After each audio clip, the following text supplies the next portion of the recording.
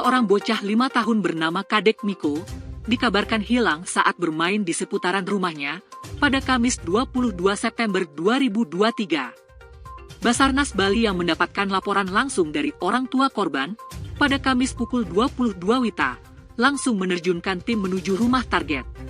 Diketahui rumah korban berlokasi di Banjar Dinas Tenganan, Desa Tenganan, Kecamatan Manggis Karangasem, yang memang berdekatan dengan hutan. I Gusti Ngurah Eka Wiatnyana, Koordinator Pos Pencarian dan Pertolongan Karangasem mengungkapkan, pencarian dilakukan sampai jam 12 malam, namun karena jarak pandang terbatas, maka operasi SAR dilanjutkan kembali Jumat pagi. Tak lama berselang, ada laporan dari Babin Kamtibmas bahwa ditemukan sebuah HP dekat sungai di Banjar Sangan.